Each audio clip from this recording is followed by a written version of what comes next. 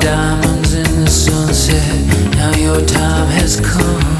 All right, 23 minutes before 10 o'clock. Thank you for tuning in. Can you believe last Tuesday, it's been almost a week already, Valentine's Day, right? Yeah. Do you remember when you were a little kid? Do you remember when you had crushes on, well, maybe not just as a kid, maybe as an adult you had crushes too. Mm-hmm. It is an interesting thing that is part of life, isn't it? Very. When you look at the animals, you wonder, do they go through the same thing? You know, does like when you go to the zoo and you see two elephants, they're mates, right? And some animals mate for life and other animals don't. Some birds do forever, right? Yeah. They stay monogamous as whatever. Mm-hmm.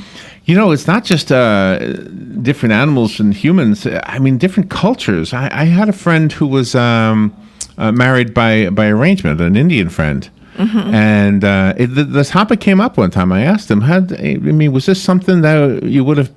oh, no, I love my wife. And he was everything was like perfect. Yeah. So I don't know. It's hard to imagine what life is like for other people, and let alone what romance is like for other people. There is an interesting book here. I was reading part of it earlier this morning. It's called The Fake Crystal Diamond.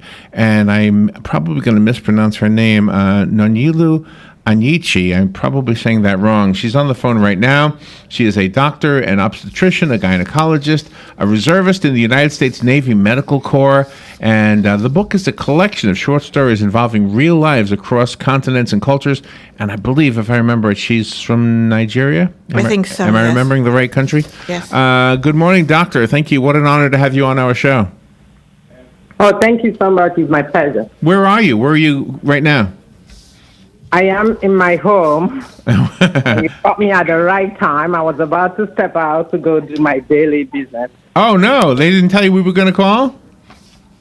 Well, I knew we had the conversation many weeks ago, but I wasn't really sure that it's today, so I didn't have that in mind, but it's all okay. Okay.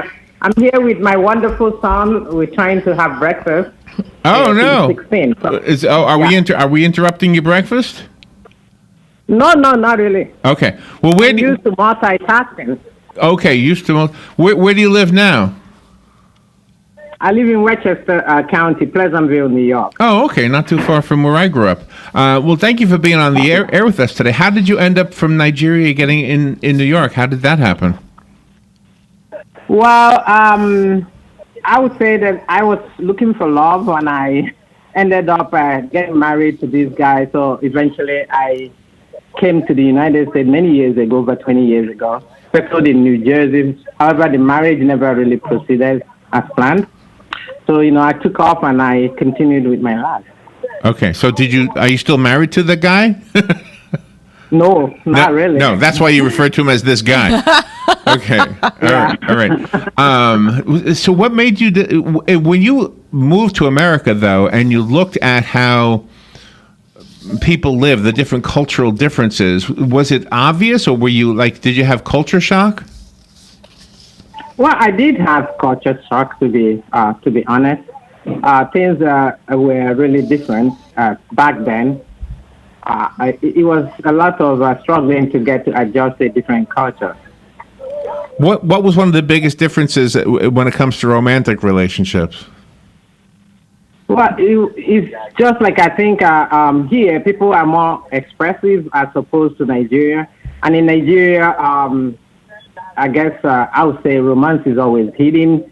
The guys tend to be more expressive. A woman is really not supposed to be expressive about who they love or who they're romantic with. It's supposed to be a secretive thing, and it gives guys the opportunity to be, polygamous, whether in a relationship, marriage, or just finding a partner. Oh, really? So they tend to move around because that's easy for them, but for a female, it's not really that easy. Okay, so for the men, they could have as many wives as they want? Exactly, and as many lovers as they want, and the society condones it. That if a female does the same, hell will fall apart. Okay, I've always had a question about societies who are okay with polygamy, and maybe you can answer the question. Okay, a young man falls in love with his first young woman. Mm-hmm. Doesn't she, when there's a second one and the third one, doesn't the first one resent it? Well, your resentment means nothing because the guy will tell you, I'm the man and I have to decide what goes on in this relationship. So she can't leave? Well, most of them wouldn't leave because they have nowhere to go.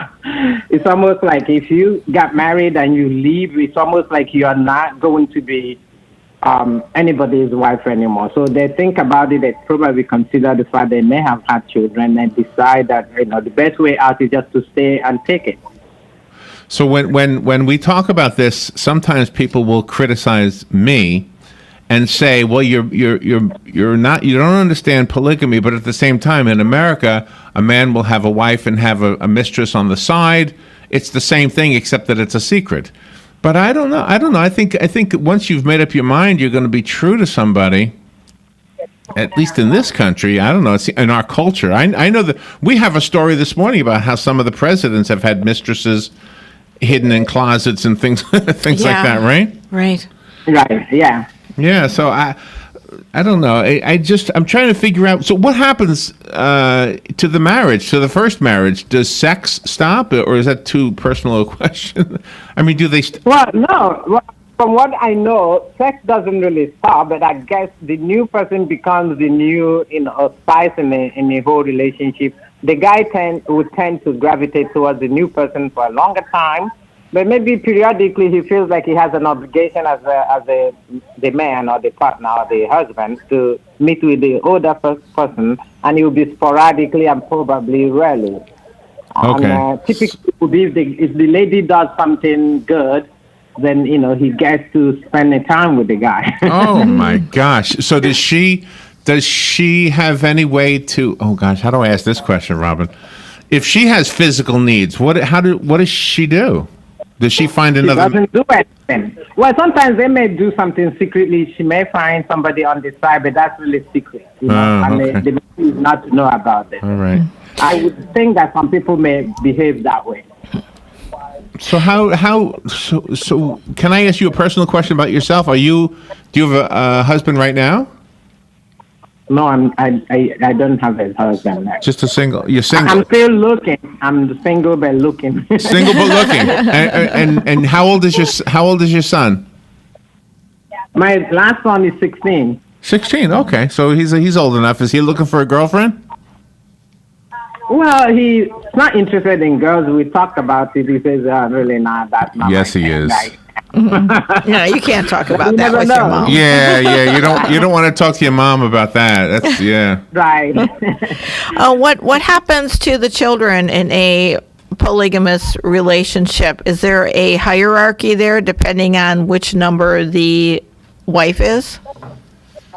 Not really. I guess the hierarchy should be according to the age of the children. I guess the older one tend to be respected more. But however, I have seen in some polygamous societies, families, you see that the hierarchy tended to be towards the woman that's loved more.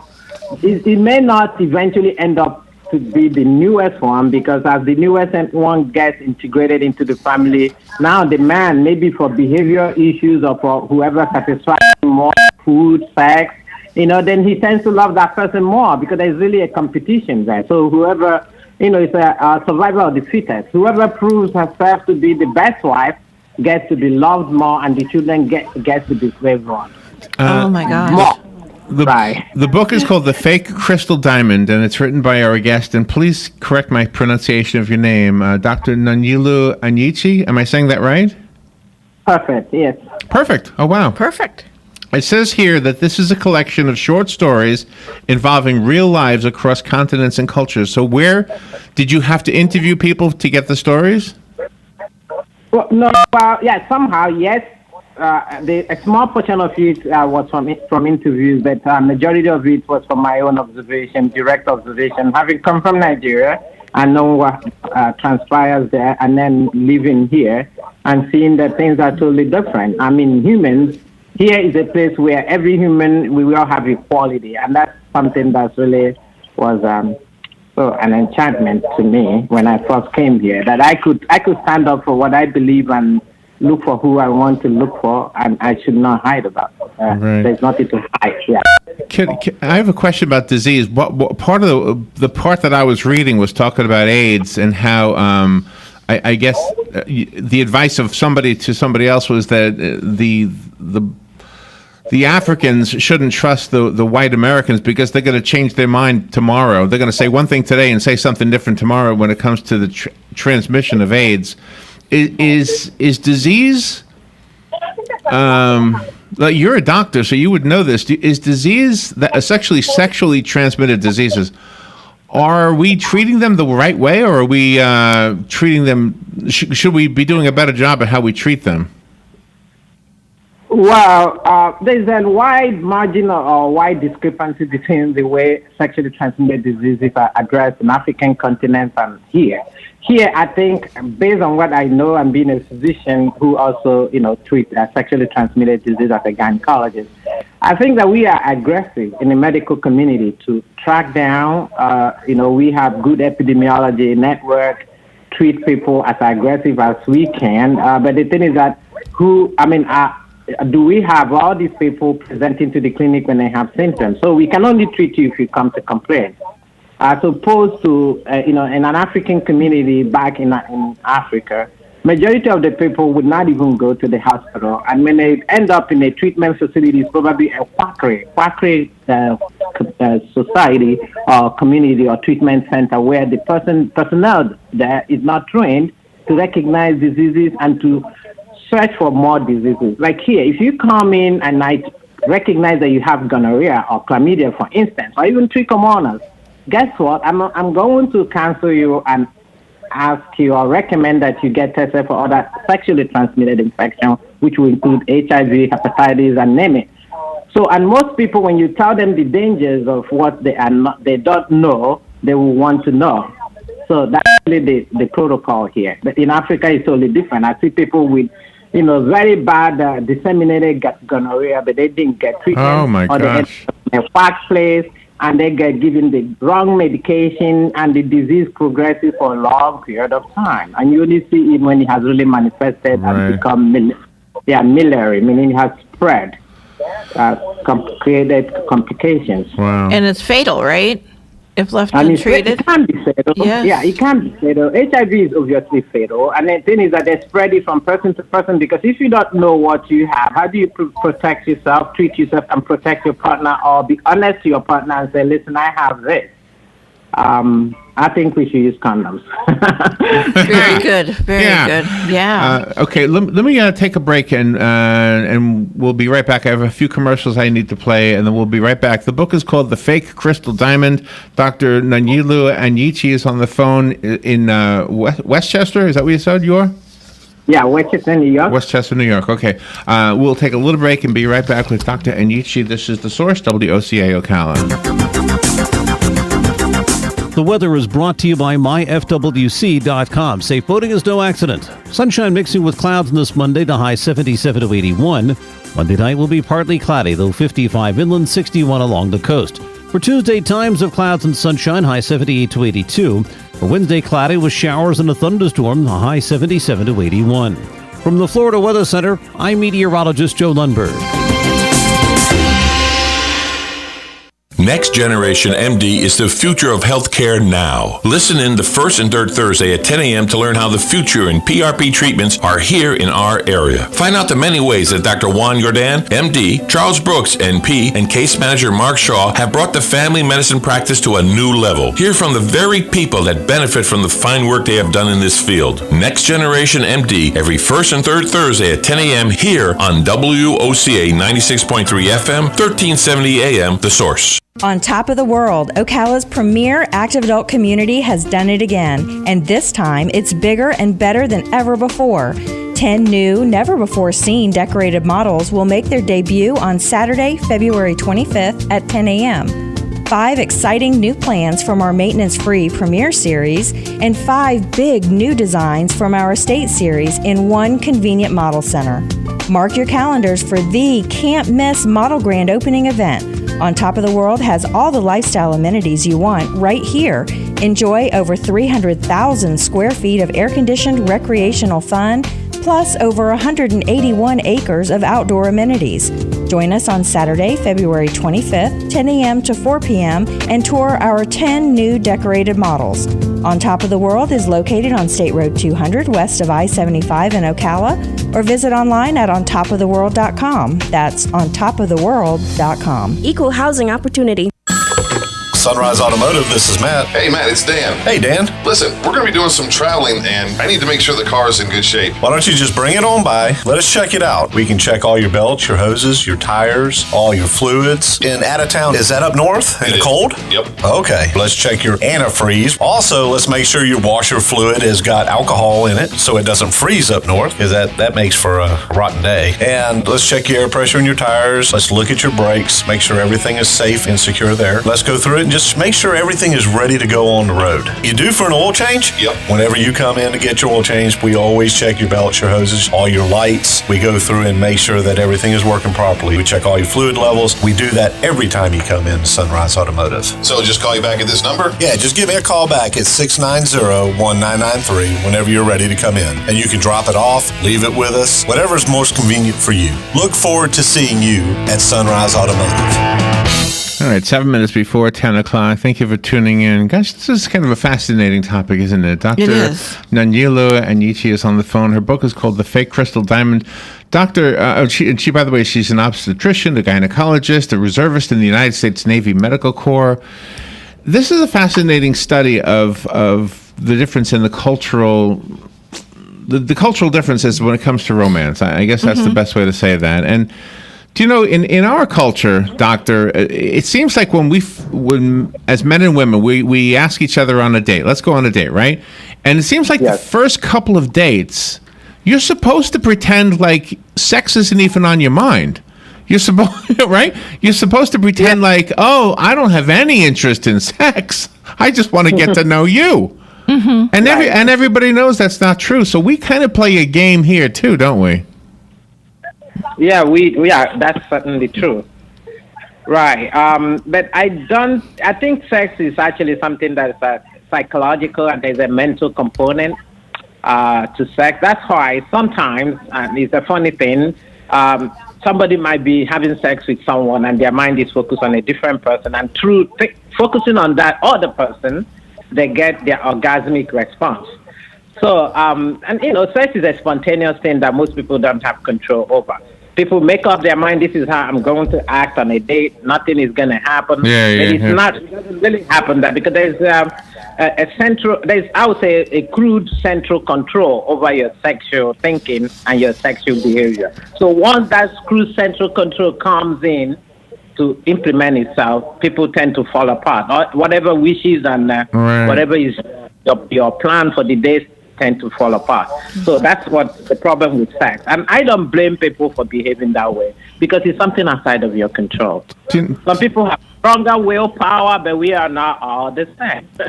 Well, there was a song, I think it was a Rod Stewart song, and basically said that the attraction was purely physical. And I think in the beginning of our relationships, that's probably true. But love, the real love, the love you have for your son, for example, that's really pure love. You don't have any, it's unconditional and it's pure.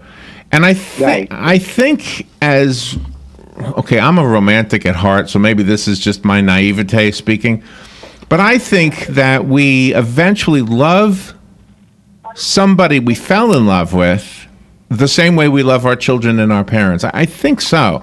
I don't know, and then if that ever falls apart, then we have a broken heart for forever. We have I don't know if Tom and Angie in the book, I don't know if they're real people, or if that's you with a different name, but it seems to me like there's a broken heart. Angie has a broken heart in the book.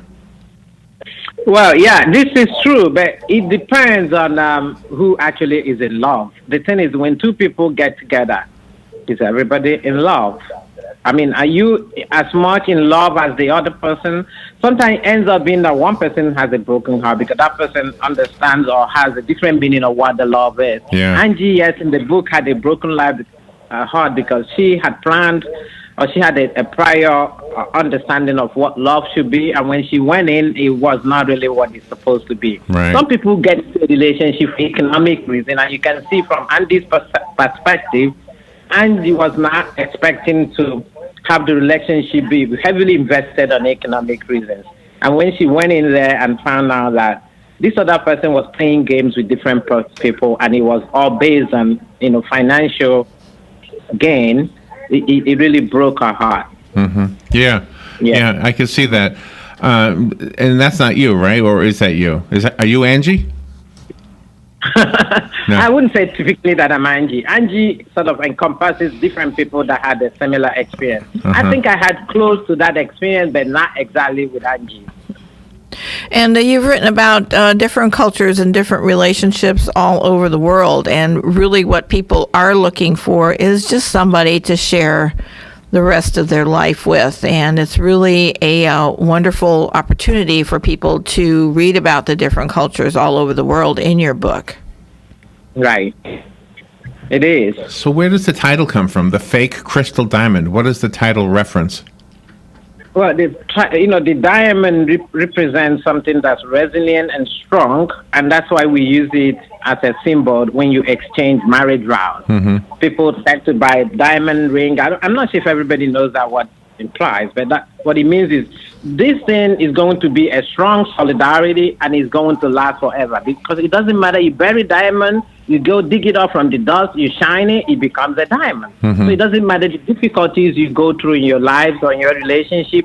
If you have that, if your thing is solidified like a diamond, it doesn't matter. You go through dust, you go through wind, you go through whatever storms, it still has to shine.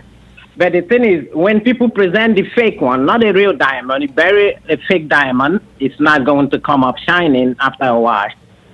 So the fake diamond will show what it is. So what it actually stands for, people that go into relationship not really with the right relationship. Yeah. So if you're brokenhearted and your first diamond turns out to be a fake crystal diamond, and now you have a new diamond coming into your life, do you ever trust that new diamond? Do you ever wonder, is this going to be a real one or not? Well, yeah, that's definitely there. You wonder if this is going to be a real one or not. And it makes you not to trust people. You may find a fine person, a fine gentleman, but you are afraid because you still remember. Like, it's a flash. It comes like that. Yeah. Oh, my God, I hope I'm not going to go through this again. So it makes you to be extra careful, and you won't make decisions right away. And Doctor, sometimes some people may not be as patient. Yeah. Doctor, thank you for taking time out of your breakfast to talk to us this morning. Good luck with the book. We can get the book online. I'm guessing it's at all the websites that sell books. It's called The Fake Crystal Diamond, and we'll put this interview online so you can hear it again and share it with other people. So what will be the link for the interview? The interview, it's about 24 minutes long. Thank you so much for being with us. We've got to go to the news, and we'll be right back. This is WOCA Ocala. Fox News Radio, I'm Pat O'Neill. Vice President Mike Pence continues his efforts to reassure European leaders of U.S. support, meeting with European Council President Donald Tusk and others in Brussels. The United States' commitment to the European Union is steadfast and enduring. President Tusk, President Trump, and I look forward to working together with you and the European Union to deepen our political and economic partnership. Some European leaders have expressed concern over U.S. policies under President Trump. The president heads back to Washington today after a working weekend in Florida, talking to contenders for National Security Advisor. On the last qualifying lap, Chase Elliott edges teammate Dale Earnhardt Jr. to win the pole position for Sunday's Daytona 500. Dale's a good guy. I'm happy to share the front row with him, but happier to beat him, obviously. But regardless who it is, that's what you're trying to do, The rest of the field will be set Thursday in 2 qualifying races. Fox News, we report, you decide. Daddy, where do babies come from? Honey? Mommy went to the store. Oh, well, you see, there's a mommy and a daddy, right? Right. And see, when they call Geico, they could save a bunch of money on car insurance. Oh, really? And that makes them happy? Yes, that makes them very happy. That's good. Yeah. Well, I'm glad we could have this talk, Sunshine. Geico, because saving 15% or more on car insurance is always a great answer. Napa Know How. When you grab a pair of Bosch Evolution Beam wiper blades, now $10 off at Napa.